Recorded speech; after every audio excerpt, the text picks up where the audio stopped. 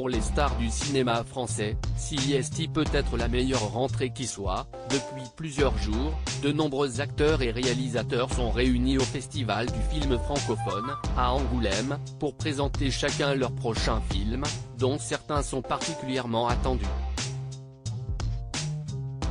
C'était le cas, en ouverture, d'une belle course, avec Danny Boone et Line Renaud, longuement ovationnés. Mais il y en a un autre qui risque de faire parler de lui dans les prochains jours, Annie Colère, qui raconte la lutte d'une femme dans les années 70 pour avoir droit à l'avortement. Brillamment interprété par Laure Calamy et réalisé par Blandine Lenoir, il a été présenté ce mercredi en présence des deux femmes.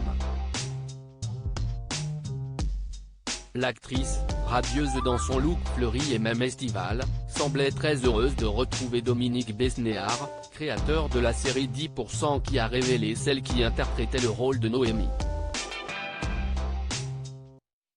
Dominique Besnéard est l'un des fondateurs du Festival d'Angoulême, avec Marie-France Brière. Isabelle Huppert, qui avait également participé à 10% d'ailleurs, était également présente. Dans un look totalement opposé à celui de Laure Calamy, l'actrice avait choisi une robe noire et de grosses lunettes de soleil, qui allaient parfaitement avec ses cheveux roux. Et si le sujet de son prochain film, à propos de Joan, est tout autre, il raconte également l'histoire d'une femme forte, qui construit sa vie comme elle l'entend. Au programme, film historique et histoire d'amour. Jacques Gamblin, qui sera bientôt à l'affiche du film historique Le Tigre et le Président, n'a pas non plus hésité à poser devant les photographes avec le réalisateur, Jean-Marc Perfit, mais également avec celui qui joue le deuxième rôle principal du film, André Dussolier. Également président du jury. Bien sûr, pour l'occasion, celui-ci avait, exceptionnellement, abandonné cette casquette durant quelques heures.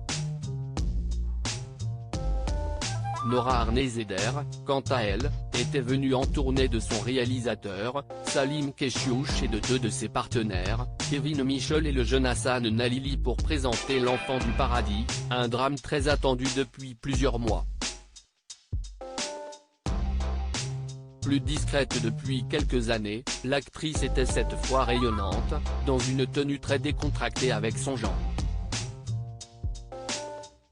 Alexis Michalik, acteur réputé, auteur et metteur en scène multi-récompensé, se lance quant à lui dans la réalisation, avec le drame Une histoire d'amour, présenté pour la première fois. Et autant dire que le comédien de 40 ans n'était pas venu seul, toutes les jeunes actrices de son film l'entouraient. Deux d'entre elles, Marie-Camille Soyer et Juliette Delacroix, le connaissaient déjà, toutes les deux avaient travaillé avec lui au théâtre. Bref, un véritable défilé de stars que Jean-Philippe Janson et Géraldine Hamon n'ont pas manqué. Tous deux sont dans le jury des lycéens et devront déclarer leur préféré à la fin du festival, dimanche.